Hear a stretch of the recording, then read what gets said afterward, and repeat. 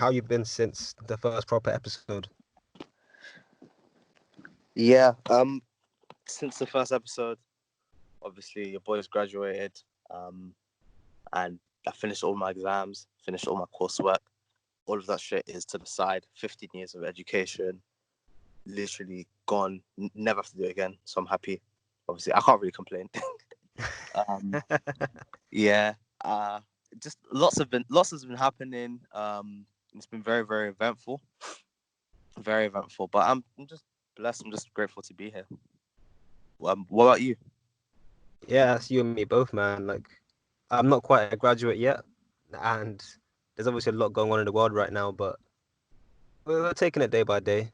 I think, yeah, since we last talked, so much has happened just outside, let alone in our own lives, and it's just a thing where you gotta take it day by day, see where things take you. I can tell. Definitely. And I was gonna say, it's good to be back.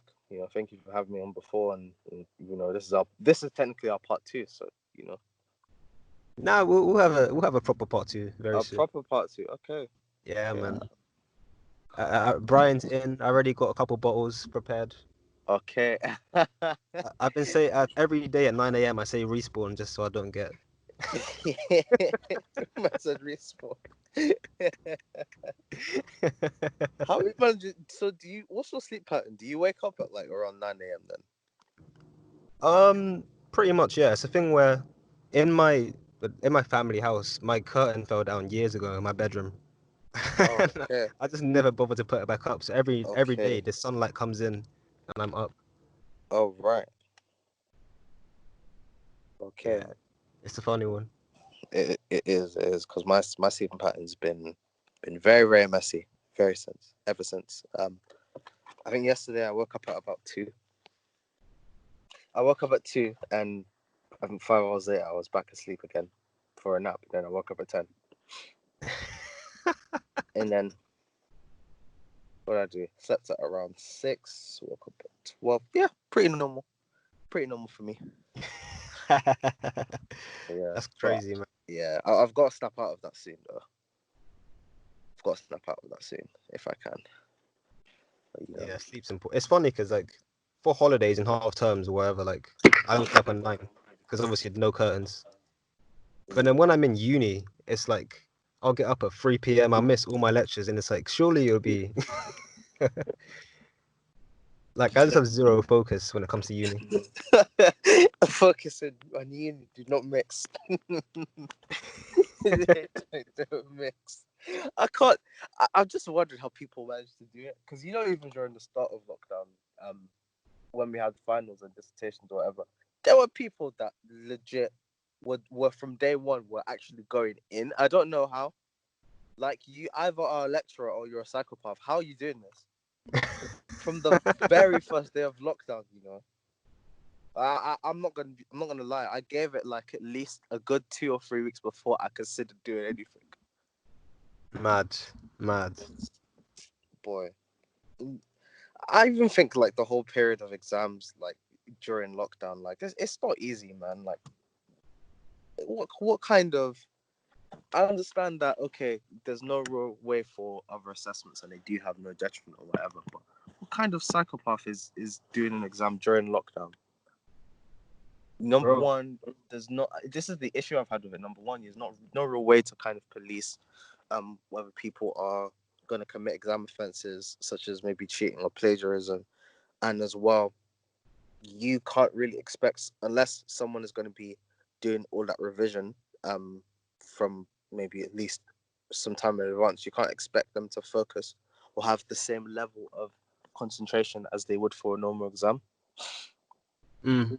Yeah, I mean, I guess there are also some pros as well in that I have really bad exam anxiety, so it was quite helpful the fact that I didn't really have to stress all that much. I mean, knowing me, I still managed to find a way to make it stressful, but didn't stress all that much.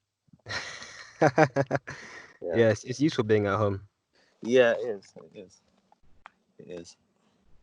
I guess it could be a thing that we see more um, with with online exams or less contact time at uni because I think now the way things are having, and obviously this virus will probably go away. I would like to say by next year, but who knows? Whether it could be more convenient for people to actually be doing their exams at home rather than it happening, not normally in the exam halls, because this has never happened before. But I'm sure there's going to be some cons, or there's going to be some pros for the lecturers. Sorry, when it comes to marking, and the fact that it's not just actual scripts that you've got to mark. Now you can just be marking it online. It's going to take less weight off their shoulders and stuff. That's true. And I Yeah. assume a lot of these like multi-choice ones are simple. Just run it through like an algorithm and get your Yeah. answer. Yeah, exactly. You don't have to actually look out for everybody's thing. Like you can make the computer mark it. Mm-hmm. You never know. Yeah, it'll be interesting. Yeah. But I yeah, think I'm gone. you were saying? Yeah, I was saying like wouldn't hate to be, but it must be hard for black students that are doing our history, for example, going through all of this lockdown, obviously a massive Black Lives Matter movement, and it's like now I've got to write about colonizers. Fuck's sakes, like. Oh man. I think, to be fair, if this was the time to do an essay subject now, if it was during my dissertation, like, I would be like, okay, what do I add in it? How do I manage to find a way to actually speak on it? If it was like a politics essay or something, it would be a very, very interesting time, because my essay would pretty much be changing like every other day. Mm. But maths, we don't do that type of thing here. Yeah. Just a bit, man.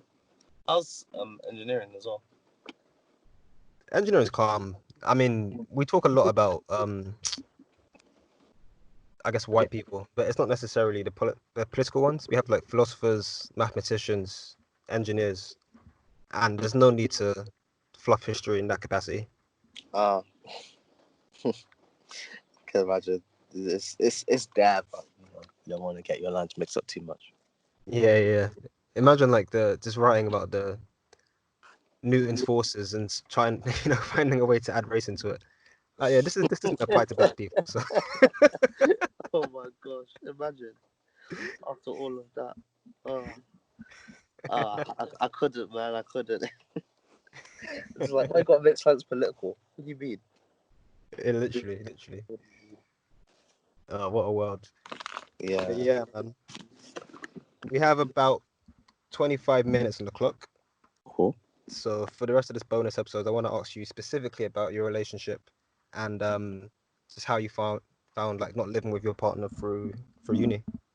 Ah. This is news. I knew this was coming one day. I just want to say a quick disclaimer. If she's listening, I'm just letting you know now. I'm saying it exactly the way you want me to say it. I am not giving anything away, so please don't come and kill me. Don't come for my neck, please. Thank you. Well, how do we meet? So we met at Pan African Society, and it was probably the single most interesting and single most confusing experience I've ever had.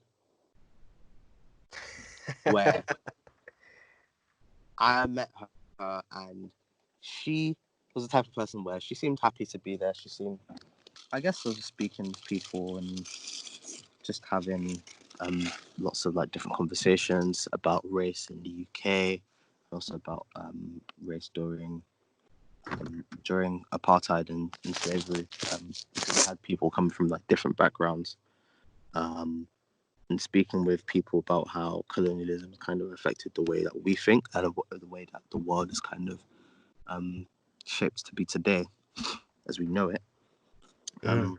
And then everyone was really, really cool with their answers and everything, and it was very, very informative. But I got the vibe that everybody was really like super serious, in the sense where, obviously it's very, very important to be serious about that type of thing, because Black Lives Matter and our history is our history, can't change it, and we must fully embrace it and use it to understand why the world is the way it is today, and to create justice. But I also got the fact that I also got the notion, got the what's the word?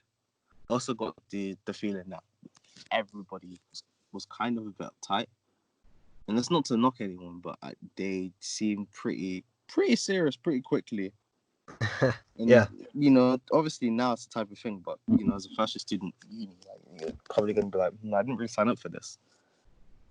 I mean, it's nice and all, but didn't really think to get into it at the time. And not that I wanted something easy, but just having someone that they believed the same things that I did and the same things that everyone else did, but you could tell they were just a little bit more laid back than everybody else. It really helped. So I guess our conversation actually even started about what we started about. I think we were talking about the differences between London and Manchester, because it was really weird that I found it really interesting that she was from there. And I was like, "Oh, you're from Manchester?" And she was like, "Yeah."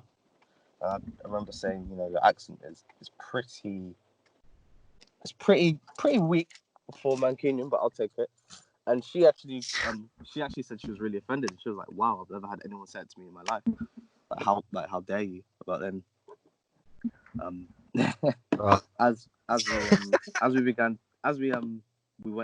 talking, because she's of Somali descent, so as we began talking, I asked her the $1 million question, which was, "Are you Somali?" And then she responded with, "Yes." Everybody asked me that. mad. Yeah. So, so I guess it was just interesting to see that side of it, and how, I guess, who she is as a person. But we met at Pan African Society, and afterwards we spoke a little bit more, just about life in general, about uni. And I think at the time we were just thinking to ourselves, well, uni's fun and all, but the hard work aspect of it, not really feeling that stuff. Which in hindsight now probably not the best choice, but yeah, we spoke quite a bit about life and about our backgrounds. And I think one of the first things I noted was that we had not just a lot in common, but it felt like we were living like almost like a parallel life, where I guess I'm the middle child, she's also a middle child, come from, I guess, fairly big African families. You have those ideals, and also as well, just somebody that in a sense doesn't take life too seriously. And no, definitely at the time, that's what I was looking for, whether I want to admit it or not. She seemed pretty easygoing, and I guess for me, not being in a proper serious relationship before this, I kind of wanted to see where this would go, because I never went into it with the mindset of, okay, we're gonna get together. I just kind of wanted to see what would happen, because we were just friends and I didn't quite know, but I think I was really intrigued, because I'd never been in a position before, and Yeah. there was a lot I liked about her, a lot. Yeah, like, compared to some of the others, she definitely stood out. She definitely stood out, and as we became closer friends, the story. Feelings start to develop, and you start to get to a point where you have things to say, and then and then afterwards you say what you want to say. And then that's how it goes, really. Because I mean, I won't really go into detail about how it happened, but yeah, that's kind of how it goes. Standard. Yeah, standard, really. That's crazy, man. Yeah. What's the time span of that? Because it sounded like you went from nothing to something very quickly. I should clarify. I should really clarify. It took about. So I met her like through in the Pan African Society around I think October, Yeah. and were we were good friends up until about maybe January, February, and around then that's when things got pretty serious. Mm-hmm. Like, and I know this because my phone bill tripled around Christmas.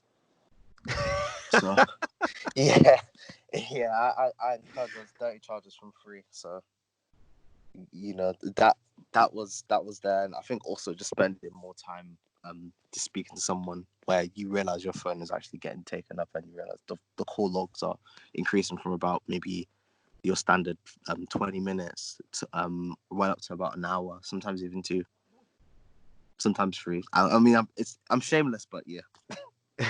Yeah, yeah, yeah. And yeah, I think as well, her being from Manchester, she wasn't really all that used to London, despite the fact that she's been here a few times. So Mm-hmm. I guess just um being able to, I guess, show her around in a sense really did help, and she felt a bit more secure here because obviously home is home, and some people get homesick sometimes. So that Yeah. type of stuff. But um,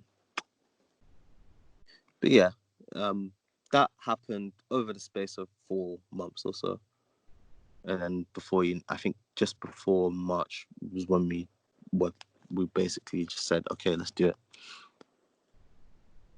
That's mad, man. Yeah, it happened. It happened. Yeah, just like that.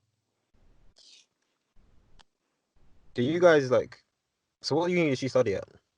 Um, so she, so because I did a year all over again. Yeah. She graduated, and she actually went off this year to study a postgrad at the University of Oxford. Wow. Yeah, yeah, yeah, big wow. She didn't think she could do it before, but I was like, nah, you probably can. Yeah. I Yeah, mean, Oxford is. I don't want to say overrated, but it's harder than people. Well, it's easier than people make out. it is. I think one thing I will also say is that the experience that a lot of people of color tend to have in Oxford, it was kind of echoed by her experience. It really surprised me because she was speaking about how the microaggressions there, and how the city culture really plays a part in how you feel whilst you're there. Mm.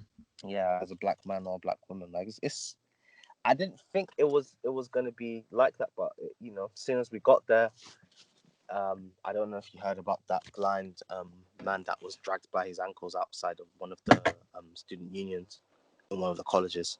What the hell? Nah. Yeah, yeah, and there's a big history of those type of things happening with the Oxford Student Union, which is it's sad because it's not really challenged um inside of Oxford. It's only outside of Oxford where everyone really condemns it. But when you're there, no one really says anything. And it's a shame because that type of university where you think, okay, it has that reputation, you realize really and truly what it is, what it stands for, and it's just that type of institution. And it's a shame. I would really advocate, for people to really do their research before they go there. But at the same time, that's down to her. She knows a lot more about it than I do. So yeah, Yeah, yeah. That's mad. hmm That's crazy. yeah, it's a lot. It's a lot. But yeah, we we How do you think that like how did that affect your relationship if you're one of you's going through the motions in a completely different city and you can't really do anything about it? Like how do you deal with that? um I think it takes a lot of not just patience, but a lot of really trying to understand what it's like to be in somebody else's position, and just understanding, at least trying to understand how that person might feel, even if you're not going through the same thing. Because it takes that's all it takes to really get to grips with how another person's feeling, and as long as as soon as you know how another person's feeling, you know how to act accordingly. And if she was ever feeling down at times, and if she was ever free, I would always try and make sure that I am able to visit. Obviously when things aren't too hectic with uni, but just trying to visit every now and then when I can, and just trying to be a bit helpful when I'm there. So maybe it's just her getting used to the city more, and trying to encourage her to not be out late. Just speaking as we would, but also as well, sometimes not making it super serious in a way where it doesn't have to just be like, okay, your standard boyfriend and girlfriend. Because most of the time when we do speak, other than the words "I love you" and the words of affirmation, it's like I'm just speaking to one of my good friends. Yeah, I think that makes it so much easier. That makes it so much easier. But especially this year, where it's happened in my final year, it's definitely been a challenge. Not not for her, but not just for her, but for me, because we've had each of our own sort of obstacles in our path, and we've really had to try and we really had to try and stay in each other's shoes, if that makes sense. So it's a lot of understanding. That's what it takes, a lot of understanding and a lot of empathy too. Yeah. Yeah, I hear that, man. Yeah. And it's mad because I will say a lot of people will think being in a relationship at uni very, very overrated. It's long. You're going to spend loads of money. It's a cash loss. I mean, yes, the last part is true. It is a lot of money. But if you feel that way about someone, it's worth it. And you can have a lot of fun whilst you are in a relationship at university. Like, that's one of the things that really stood out to me. There were times where I could generally say that I'd probably have just as much fun seeing her as I would, seeing you and Brian and some of the guys, maybe in Bristol or outside of London. And that's not to take anything away from my boys, but being in a relationship can be fun. Yeah, can Yeah, be. I love it that word. can be. It can be. It's what you make of it. It's what you make of it. And the same thing as well. Like it doesn't. It can be straightforward. That's the other thing. Because other times when you're in, I guess maybe like a situationship, you're not really sure, okay, how to proceed from there, and then one day you just might feel like, okay, this isn't really going anywhere. Getting a bit bored now. Let me just dead it. And then all of a sudden you get a lot of hurt feelings and also a lot of mixed messages, because some people aren't really clear about how they feel beforehand. But I guess being in a relationship during uni, you it's it can be helpful in that sense where you have clarity, but it also allowed me to settle down quite quickly regarding uni, because I mean, when I was resitting and having to when essentially failing first year, like, I had a lot of doubts, and it really knocks back my confidence. Obviously making friends in my year and then having to do that all over again. She was definitely, I will definitely say, the first person that said to me, right, you're going to reset. I'm going to go through to the next stage, but I'm going to be there with you. I'm going to make sure that you don't feel like you're behind. And that is one of the main reasons why I feel that I stuck around as long as I have. And it's one of the main reasons why I feel like we were able to have, just a good 3 years, because we just understood the situations that we were in, and just at the same time tried to really accommodate each other. So maybe it's me meeting her friends, and there were times where she would meet a lot of my friends too, and just trying to really make each other feel included in each other's lives. Yeah, and I guess the longer things go on and the more serious things get, the harder it is to do that in practice. But it's always a good mindset to have. Yeah, for sure. Yeah. I think I learned a lot um when I was still in a relationship, but it's like yeah, there's so many benefits to it. I feel Mm. like communication is definitely like my biggest takeaway because like, if you're not talking consistently and like having actual conversations as well instead of just small talk, but like yeah, Yeah. it definitely Yeah. doubles up with you're talking about understanding because like you got to know what's going on in your partner's life, man, because Hmm. things can slip away so quick if you're not paying attention. I'm telling you, and that's one of the things I still kind of struggle with to this day. Just being having communication and just trying to let her know, okay, what's happening. Because Mm, sometimes you might think you don't really want to stress anybody with your issues if someone else is going through something, but you have to try and come. You have to try and let let them know what's going on in probably the most unselfish way possible. mm. Yeah, because if they don't know, then that creates a lot of friction, man. A lot from experience, anyway. Yeah, no, I ditto that, man. Yeah, so we've got to And know. plus, there are so many problems that can be fixed in a heartbeat if we just say what they are. Like, Yeah, I've yeah, had I've so many noticed that. arguments and just kept it inside, and it's like, if I just say what's wrong, like, Yeah, and then it's like you can work it out. Because 9 times out of 10, there's just like you could probably tell me you hate me, and you never want to see me again. And you could probably just work it out, but at least you've said it. At least it's on you. At least you've said what's on your mind. Because I think holding stuff back is probably not for me personally, but I think to her would probably be like the most hurtful thing, especially if I had like feelings of resentment towards her. Um, mm, I think I've just really trying to still learn how to not bottle things up and how to just be how to not bottle things up and how to not be, I guess, macho in a sense where I'm just trying to say everything is good, everything is fine. Because communication is key on both ends. So if she's woman enough to tell me how she's feeling, um even if she feels a bit weak, then I've got to be man enough to let her know how I'm feeling and not really hide that, but also try and just be honest and come to an understanding. mm, Because worst thing would be you had that chance but you decided not to, and because of it things didn't quite work out the way that you thought they would. um and I think definitely it's very easy to be in a position where you have a lot of those regrets. Very easy to be. yeah, yeah, Yeah, yeah, I will say as well, it takes a lot of energy and a lot of time that you have to invest. So I think you have to always be honest about that.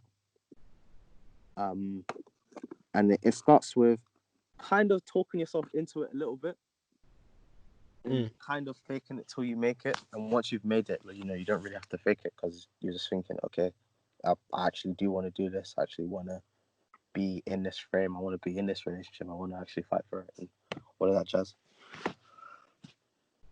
yeah, yeah, yeah. No, it's true. Yeah. But I do find it interesting. Like people of like, yeah, there's always going to be a time and a cash investment. But I look at the single life and I'm like, this isn't easy either. Like you guys are paying £50 a week to go out.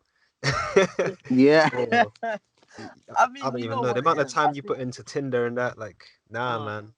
I think that the main difference between being single and then being in a relationship, I think, is obviously that you have more time to yourself. Um, but you have more time to yourself, and I guess you're not really tied down in that sense. But other than that, there's not many, because whilst a lot of people may say they don't really want to be in a relationship because they want to really find time to grow and discover themselves, you Mm, can actually do that in whilst you are in a relationship. And I feel like I've changed quite a bit since I was in my first one, which is now. yeah. Yeah. I I really feel like not only that I've grown, but I feel like I'm starting to really find my identity. I'm not searching for it anymore. Mm, mm. Yeah. Yeah. I very much see it as like the only negative, if you can even call it that, of being in a relationship is that you can't, be sexual with several people. Then that's obviously you're in an open relationship, but that's a different story. And it's like Yeah.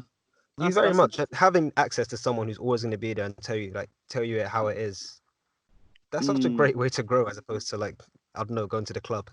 I agree. I agree because nothing going to the club. It's nothing wrong with going to the club. Shout out to all the regulars, and all of that. But I think having somebody that is going to hold you down and always be rational, really helps. And somebody that is gonna allow you to just be a bit more level-headed and really know how to sort of act, and sort of teach you how to act around women, because a lot of guys, especially myself, from the start of it, I didn't really know how to act around females. So that's why to this day I don't really have too many female friends. Mm. um but now I can say, not only can I have female friends, but I can like do things in a purely platonic way, and it's not always a thing where you have to see someone and you have to think, okay, what's going to go on here. Like, things can just be natural, normal, and can be innocent. And sometimes things need to be that way. I mean, sometimes they don't, but sometimes things need to be that way. Yeah, teach me, man. Yeah. Oh boy, it's a lot. It's a lot. It's going on about and 3 years and 8 months now. Mad. Yeah. So it's been a while. It's been quite a while, but I'm glad, because a lot of uni relationships don't really make it that far. So I'm thankful, and I guess hopefully it transitions into more than just a uni relationship, I guess. Yeah. You're at an age now where you got to start thinking about your pension, your kids, your career. Ah, that's long. That's long. And I'm 22, so I'm just thinking, but I wouldn't do it for anyone else, so why not? If you're listening, I'm not a simp. I'm just saying this, so it doesn't matter. Love that, That's man. the I, other I thing don't know as if I well. can agree with that comment, but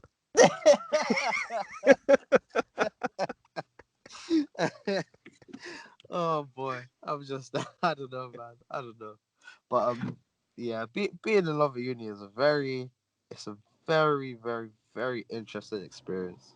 Very interesting. Um, and you can learn a lot about the other person, and a lot about just compromise and balancing as well, because it's all a balancing act. Not that there's something that you need to balance, but just knowing how to give enough time to to obviously your significant other, and how to give enough time to your friends, along with uni and what comes with it. It's a big balancing act, but if you can do it, it will teach you a lot about life, and you may leave uni feeling very fulfilled, mm-hmm. feeling quite happy. And that's not to say things are always rosy. Like, far from it.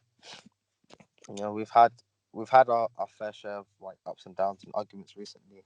Um, and it's been difficult. Um, but it kind of took a lot of patience and a lot of honesty to get to where things are now.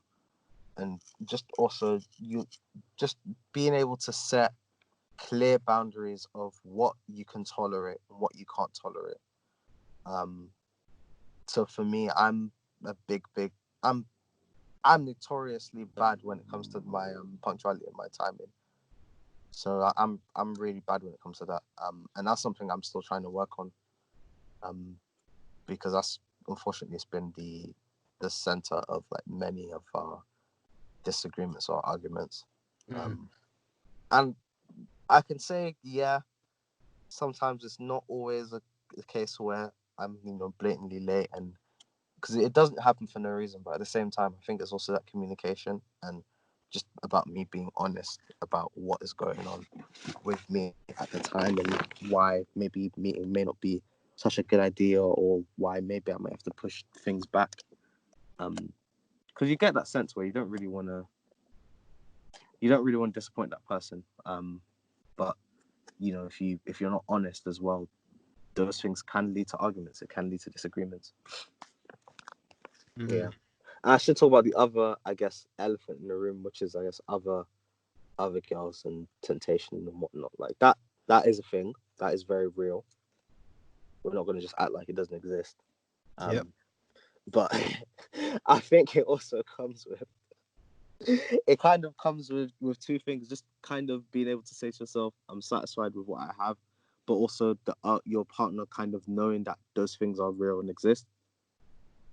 So they so once they know that, if it makes sense, they will try your best to just make you feel like you don't have to look elsewhere, because you don't want to feel like you have to, but they will try to assure you and just try to just you know not compensate. I'm trying to find the right word for it because I don't want to dig myself into a hole here. I don't want to, but you know what I mean. You know what I mean. We can edit it out and post. Yeah. Yeah. No, but in all seriousness, if your partner knows the temptations that you have, or the not that, or the temptations that are out there, they'll definitely just reassure you about how they feel about you, and I guess encourage you to do the same. Where you can also just be honest with them.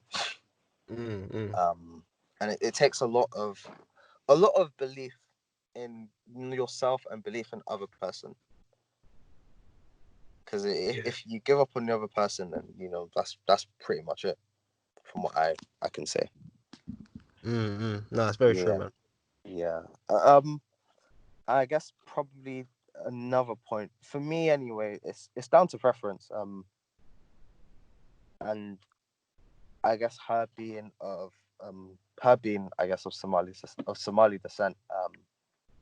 Yeah, there are differences when it comes to, I guess, my culture and hers. We're both African, but different sides of the continent. But there's also a lot of similarities there, and I think we really both experienced, I guess, especially over the past year, just the real depths of like the racial divide that can happen across the country.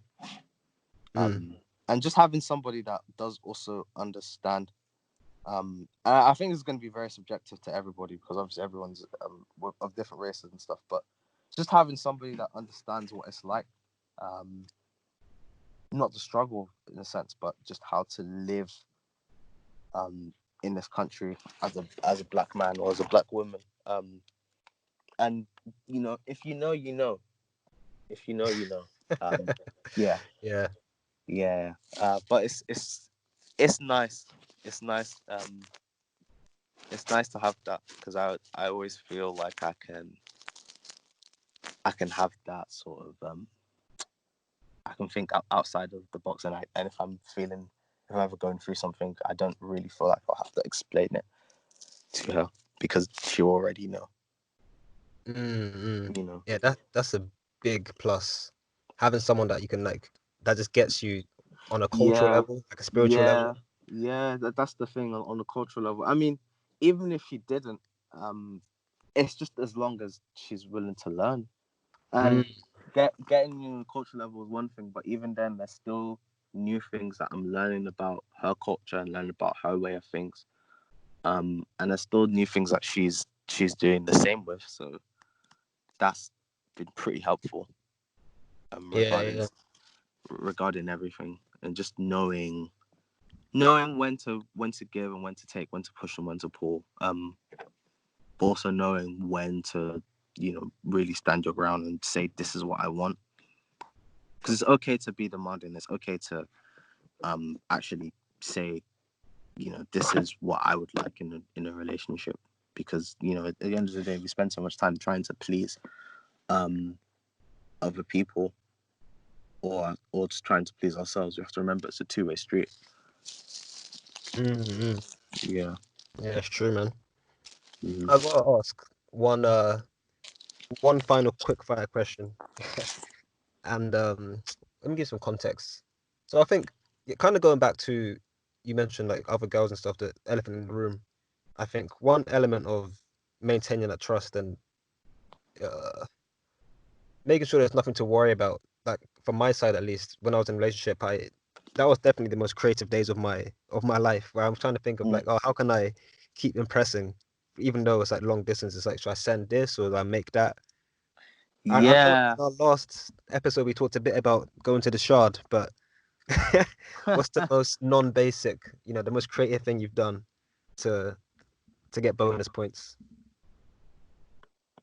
The most creative thing, um, it's probably gonna be her first Valentine's. So the very first Valentine's Day that we did, um, where she, I mean, I'd been with her about a year and a bit from now, and she had a lot of favorite things that she'd liked. And I was thinking I could just take her to the shard. I could just go to Gaucho's, could just go wherever, or I could try my best to just make a day full of like fun-filled activities where we do meaningful things, but also just do things that she would like.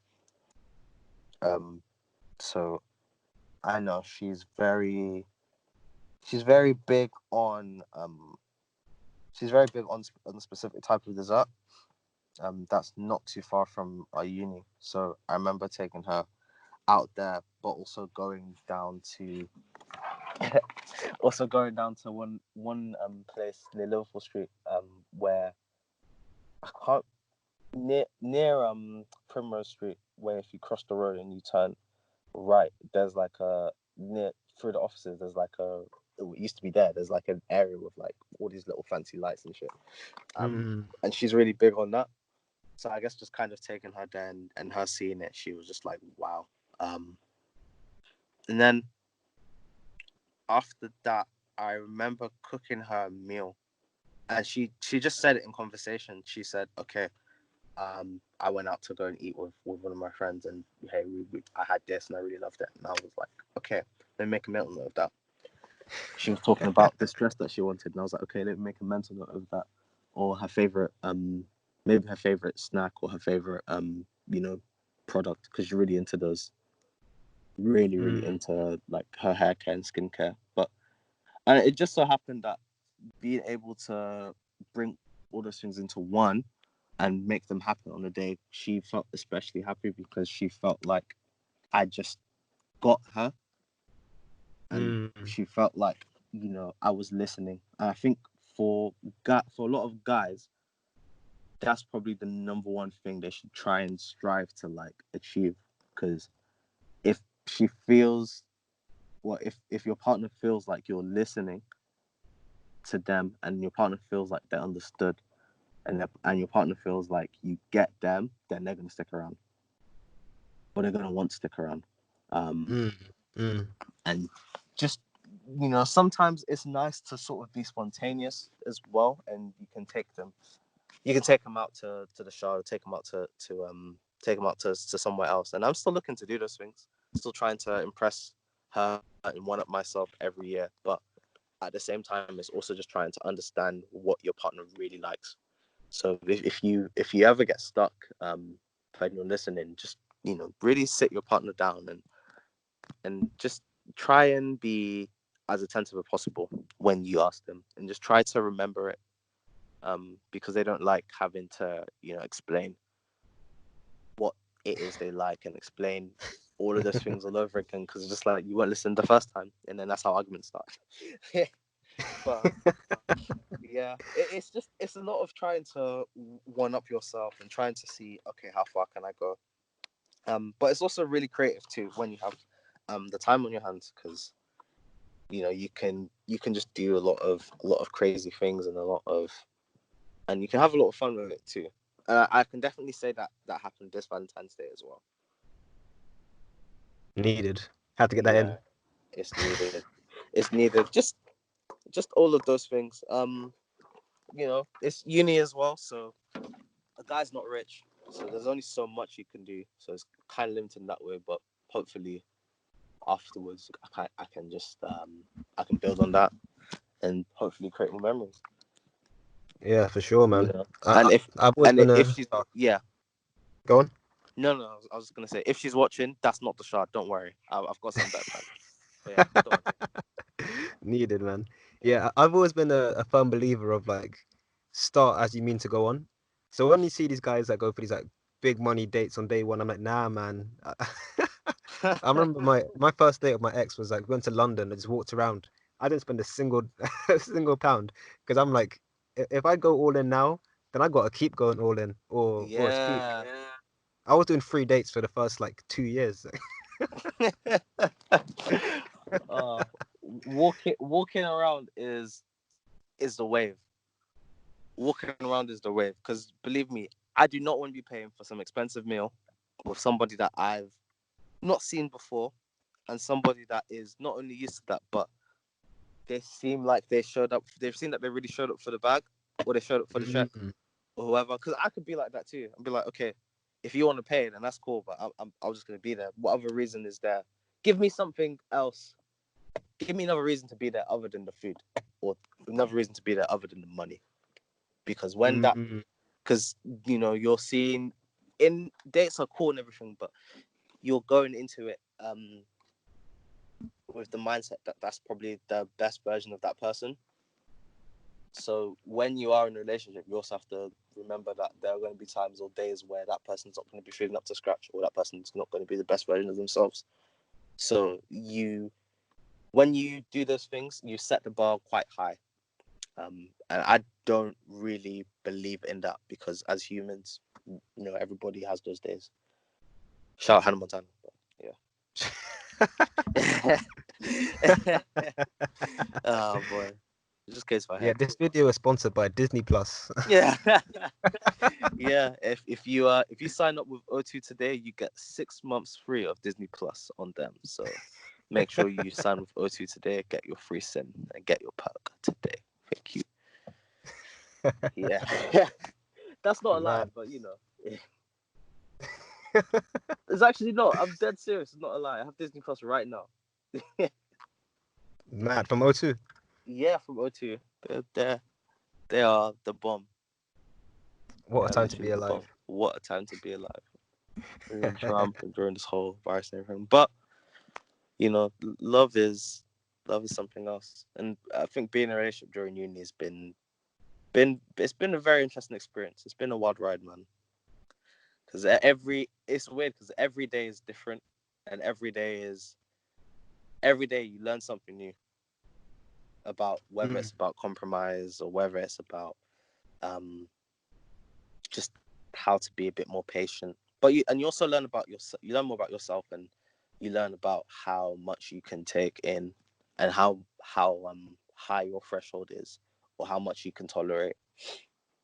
Um, and the biggest thing I've learned in terms of myself is that I need to try my very best to just be honest and really try my best to just communicate and not set the bar so high in terms of expectations, because there are times where uni is definitely not easy, and if you and your partner like each other very much, you can really get to a point where you feel um like you are each other's sort of foundations or bases. But at the same time, when you have that expectation of somebody, um and you set it quite high, you tend to really become not over reliant, but you tend to really, seek out for them in hard times.